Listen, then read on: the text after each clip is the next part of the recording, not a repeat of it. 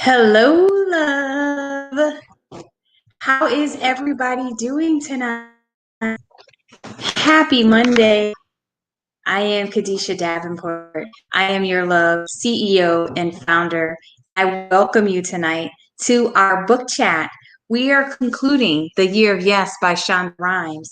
We are talking about chapters 13, 14, and 15 tonight. If you don't have that book, here it is right here. If you want to get it for your archive, join us the next time go around with this. But join us tonight so that we can go ahead and talk about these last 3 chapters. Are you ready, love? Are you ready to chat live? Welcome.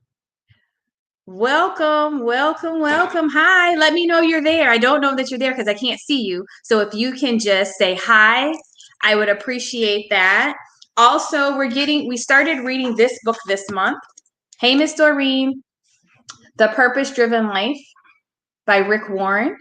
We started this book today. We're going to read this book for 40 days. So we started today with day 1. Tomorrow we will chat on day 2 and so on and so forth. We have wonderful group leads that are going to help with this book for us each day to prompt you to, hey, Toya, we have wonderful leads each day that's going to prompt you. Hi, April. That's going to prompt you to get into this book one day at a time, 40 days, countdown, 39 days to go. We will end this book on Friday, April 30th. Please join us. If you have any questions, please email us at ladiesofvictory4life@gmail.com so you can be added onto our WhatsApp group so that you can WhatsApp chat with us for this. So are we ready, ladies? Let's start. We are talking about chapters 13, 14, and 15. Let's go.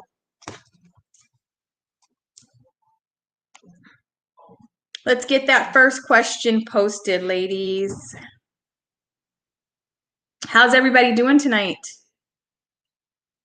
Hello, hello, hello. Hello, hello, hello.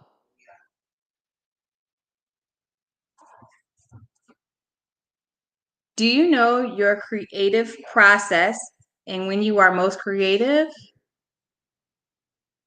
Do you know your creative process and when you are most creative? Of course, my family has to be loud when I'm on live. That's kind of how it goes, right? Do you know your creative process and when you are most creative? Anyone? I can answer the question for me. Hey, I'm good, Gigi. Thank you for asking.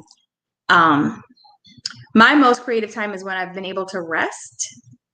And what I mean by rest is not like your regular night's sleep, but actual resting where you don't get awakened by alarm clocks, or you don't have to get up and do this, or you don't have to think about that, you don't have to do that. When you take those mini breaks, I call them, like moncations, those times are usually times where I actually have the most creativity going on in my mind and I get the most done. Even though I'm on a break, it's a different headspace for me.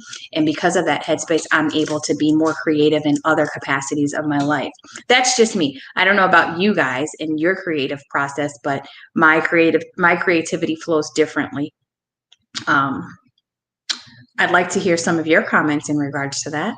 If you're just joining us, we are talking about The Year of Yes by Shonda Rhimes. We have been reading this book we read it last month and we've been chatting each Monday this month right here. And we are paralleling our lives with the stories and information that Shonda has reported in her life. So one of the questions is, what is your most, can you put the question on there again? I can't remember what it said. Do you know your creative process and when are you most creative? Okay, so that's the question that we're talking about right now. And if you could put that last comment back on there, that would be wonderful. Thank you. Shout out to our wonderful social media team and administrators. We appreciate it. Most creative when I have peace and time to myself, and also at night when I have downtime. Yes, that is very good. It's good to know when you're most creative so that you can maximize that time when you do have it. It's not all day, every day. but there are times where you're more creative. My time at night is not my most creative time. My time at night when I'm winding down is just me winding down and preparing for the day and clearing my mind. So I'm very strategic when I allow myself to get riled up and get ready for the next level. So thank you, Toya, for that. Pebbles Jewel Box. Thank you for that. Anyone else want to add that when you're most creative? Oh my God. These flowers smell so good. I wish you guys could smell the aroma. Like, this is so important for me and my husband to have fresh flowers in a good environment and peace. But I just purchased these for him because he wasn't feeling the best. And the aroma of these flowers is it's just overtaking me right now. If you don't have fresh flowers in your house, I don't know where you come from, but fresh flowers just is always freshness and love to me and just happiness. So get you some fresh flowers. Look at this sunflower, this rose. I don't know what all these flowers are, but I thought they were just beautiful. Doreen, doing me time. During me time, what does that mean? Doing me time makes you more creative or allows your creativity to flow more is when you have time to yourself. Okay, I understand that. Early in the morning. Okay, thank you, April, for that. Yeah. Anyone else? Anyone else? Anyone else? It's okay. We're going to go to the next question. Thank you guys for sharing that. Chapter 14, I think.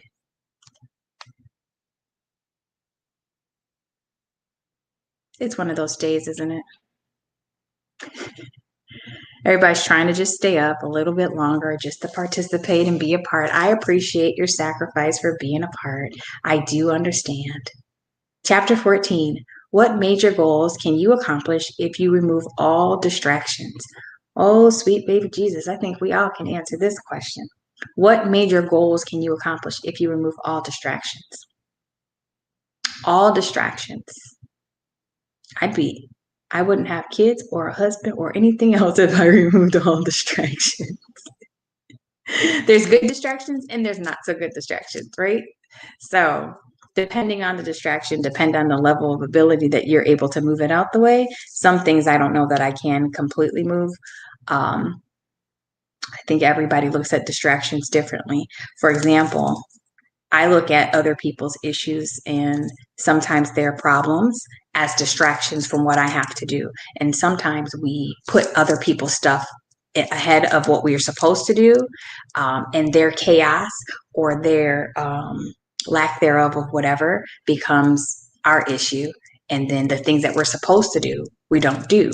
So when I say it depends on the distraction, it depends on the person and what the distraction is. Because if it's something that someone does habitually, right, they have a habit of doing, and you always get caught in the cycle of their habit, then I'm not going to allow myself to get distracted by that once I've recognized what it is. If it's something that's an emergency, that something happened with a person that's not habitual, then that's a different story. And that's where I'll go into a different mode to assist and help, but it all depends on the person. For example, if on the first of the month, this person never has money for their phone bill and it becomes an issue to them, and I know this, they're going to call me, it's the 30th, then now I become an enabler, and now their issue becomes my issue and becomes a distraction, and then I forget the things that I have to do because I'm focusing on this person. So we have to understand what we're supposed to do versus what we're not supposed to do. Remember, one of the things we talked about in this book is when you say no, when you don't say yes to the things you shouldn't say no to, and when you do say no to the things you should say yes to. And so one of the things that my husband and I talk about is, how do you say yes to people that are not helping you, that don't push you, that don't do these certain things for you, and the people that do, you say no to on everything or most things, or your little no's you don't recognize could really be a big no for that person, right? And so you just kind of have to think about what distracts you and to what level of distraction. I'm a good multitasker, but when people are like, did it, then that's when if I do something for someone else outside of what I'm supposed to do first, then that's when things that I'm supposed to do don't go right. So I try to make a point to finish what I'm doing, finish my process, finish what I'm thinking, finish what I'm doing before I add what somebody else is bringing to my table or bringing to my plate, rather, if that makes sense to you guys.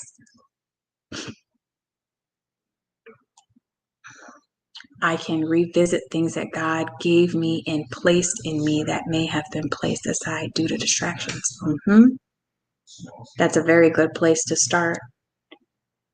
Get my business to run better. I can focus better. Very good. Focusing on the things that you know God has given you is important. We get so distracted by other people's needs. And this is what I'll say to you with this. If they can be there just as well as you can be there for you, fine. But if the people you're running to rescue, they're running to save, you're wanting to help, you're running to do all this stuff for them, cannot in turn be able to help you to the best of their ability, I'm not saying it'll be equal. I'm saying when you need them, are they able to be there the way that you've extended yourself to them? And now you've put all your stuff that you need to do on a back burner. Now you've given money where you didn't really have money to give. And now when it's time for them to give you the money back, they can't give it back to you. That's the people that I'm talking about.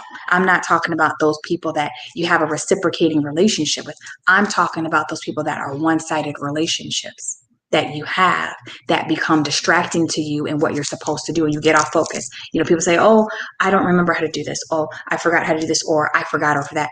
All of those things, there's ways to kind of help you remember things. There's ways to get you to prioritize. And I truly believe people do what they want to do. Whether you have a short-term memory loss, whether it's a choice, whether you had a car, whatever it is, outside of a medical issue, so to speak, and then God can help you with that, even if you do have a medical issue.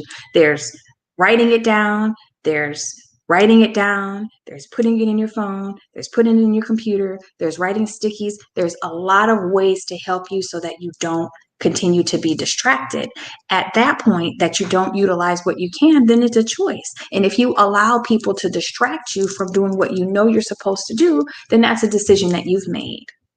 And you have to be able to recognize your good decisions and your bad decisions, your good choices and your bad choices. And everybody has these days that we kind of go through that. Should you have stayed on the phone for 2 hours with this one person that only calls you when they need you, but you didn't call this person back, or text this person back that are there for you, reciprocating the relationship, right? We let our emotions sometimes take control in situations that we shouldn't let our emotions take control in. So that's how you get distracted.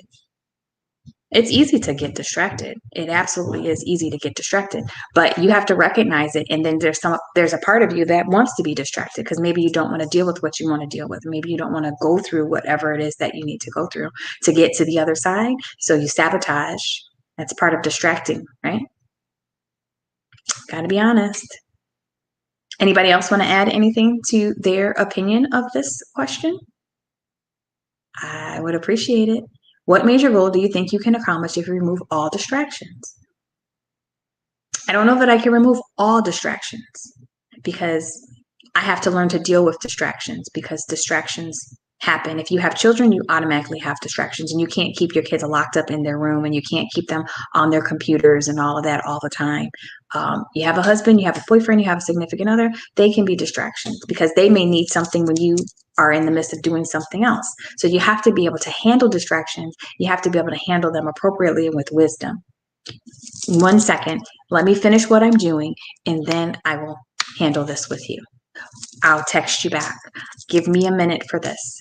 I'll respond. But the point is that you respond and you acknowledge, because people will get offended, right? If they have a need and they're asking you for help, and then you just, oh, I can't do it, and you don't respond to them.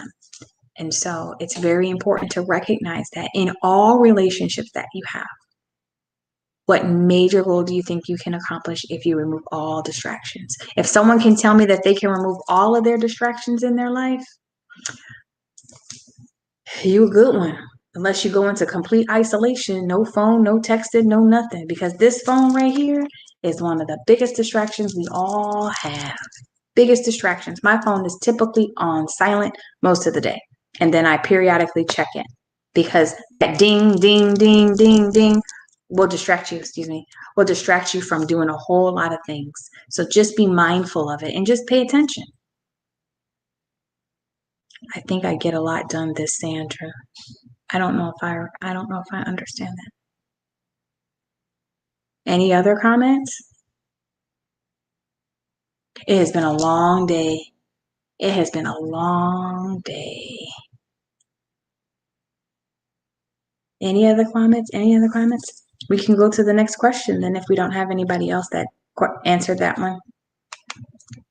I'm fine with that. If you're just joining, we're finishing up and concluding part 4 with the Year of Yes, Shonda Rhimes, chapter 13 through 15. We're finishing up this today, and we started reading this other book. I have it here with me. Rick Warren, The Purpose-Driven Life. We started reading this book today, chapter 1, and we're going to go ahead and continue with the rest of the chapters through April 30th. So if you're not a part, please join our WhatsApp chat. Say that 3 times. WhatsApp chat to join us daily for chatting and just prompts and questions that will help you continue to grow, because that's what ultimately that's what we want to do, is grow, right? So you can't grow by staying in your own mind and doing things your own way. You have to grow with guidance, and you have to grow with wisdom, and you have to grow with things like this that helps you really think about who you are, not who you think you are, but who you really are, and learn to walk in your purpose. Okay, I'm sorry, I went on a little tangent. Thank you, guys. Chapter 15 question, I saw it. What makes you unique and or different, and how can you make a difference in your life and the lives of others? Oh, I'm waiting. I really want you guys to answer that question.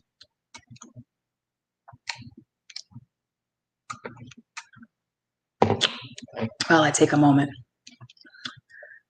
to refresh myself.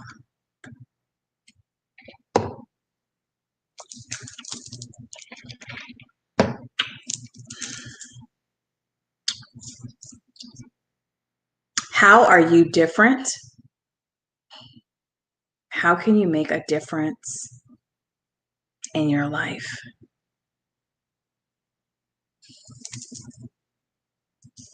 I'd like to hear, what makes you unique or different, and how can you make a difference in your life and the lives of others?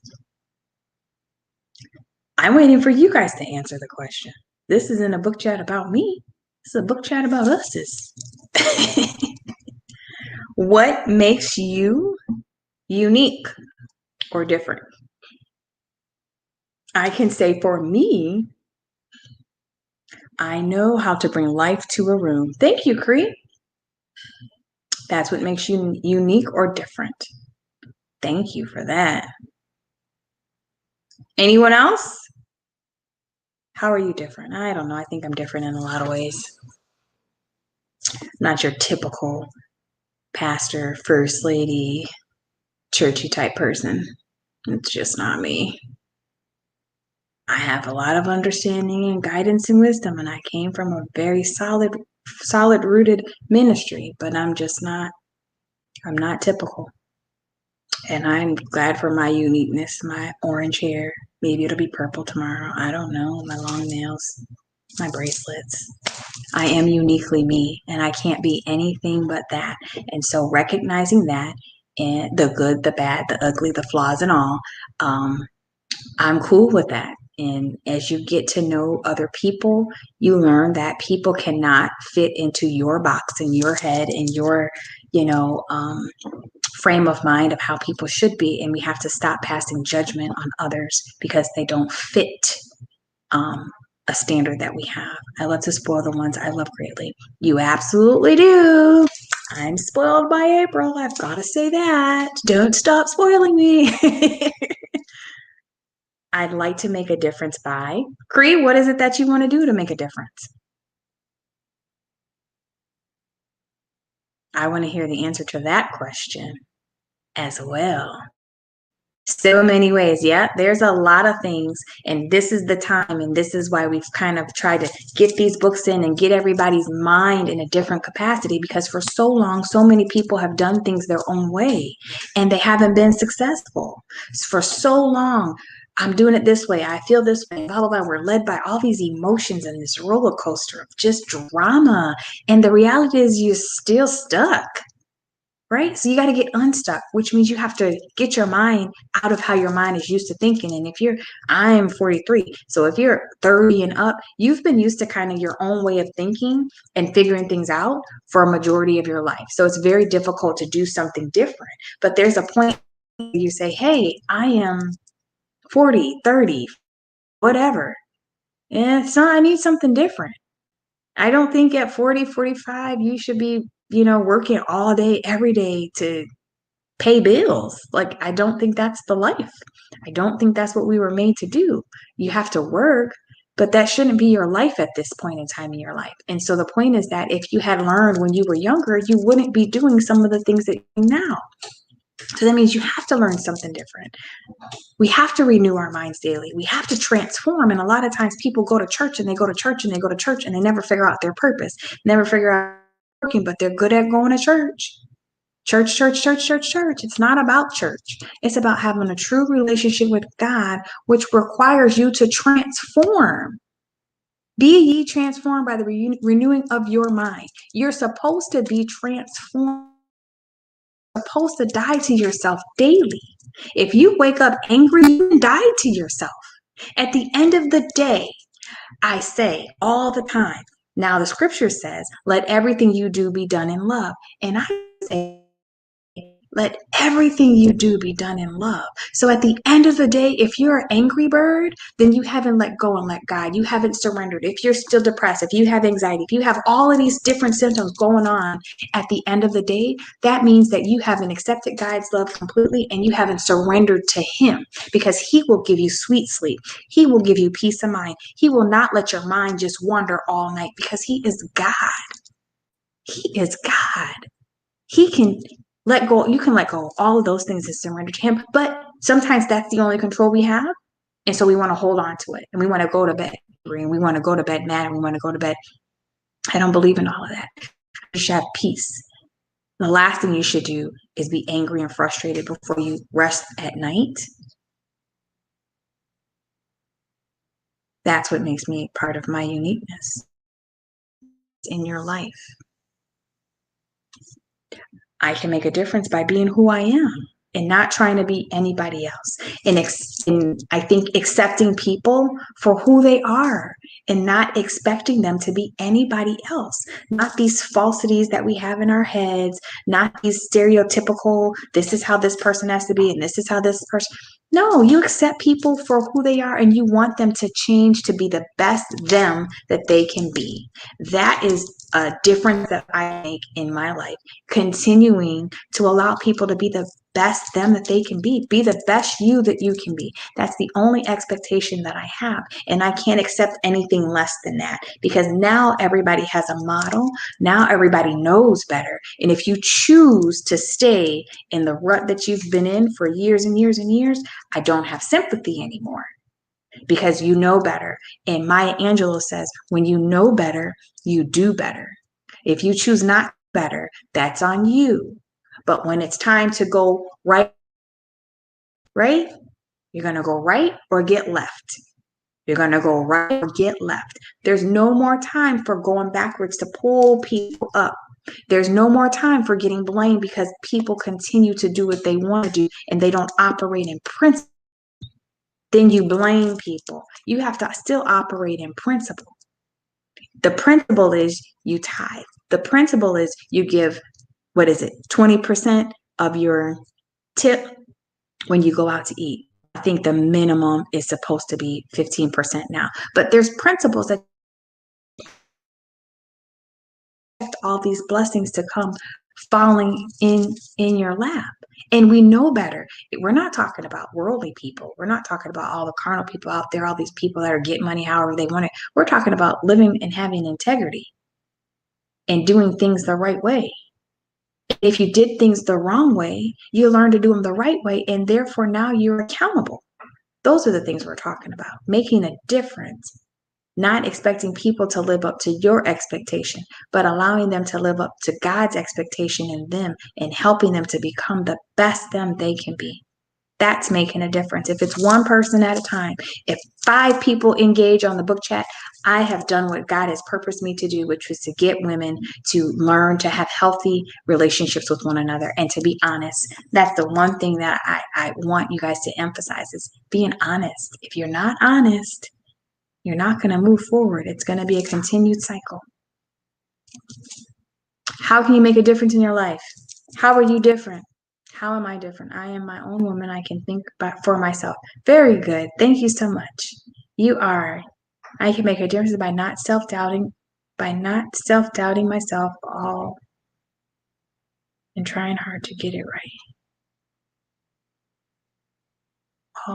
I don't know what the last part said, but yes, by not doubting yourself and doing your best and not accepting your own excuses, right? And that's for everybody. That's not just for Sandra. That's for everybody. When people say, oh, I can't. I don't believe that you can't. I believe that you haven't tried hard enough. And I believe that there's always an option. And if you can't, there's someone around you that can help you to do better. So it can't be, I can't do it by myself, but I can do it with some help. So that means that you absolutely can do it. I think I can make lemonade out of lemon, as well as bringing joy and happiness through my comical ways. Who is that? Who's that talking for love that can make lemonade out of lemon? I don't know who's commenting for love, so I just wanted to know who that was. Oh, it's 9:30. We coming to an end, ladies. Reveal yourself. My lady, reveal yourself. You guys are hilarious. Oh my goodness. I got like 4 messages. I couldn't see the 4 messages. Wait, hold on. Go back. That was Latoya about the lemonade. Okay. All right. Latoya made the lemonade out of lemon in her comical ways. That's agreed. I consider myself different because I don't like to follow any type of trends or what most people like to do. I'm uniquely me and okay with that. Very good. Thank you, Toya. Thank you, Latoya, for your comical ways and your lemonade. I have lived a good life and living my purpose, but I'm still growing. Absolutely, Cree. Absolutely. We all are still growing. I am different totally. I'm not your average 60-year-old. I have a uniqueness about myself. Absolutely. And you have to walk in that. I love living and I know there is more. There is absolutely more to come. We are not even at the halfway mark. Okay? Yes, be the best man. I'm excited for where this is headed. God is good. Absolutely. Thank you, Cree, for those comments. Absolutely. We are not even, thanks, Toya. We are not even halfway there yet. We are just getting started. This is just the beginning for us.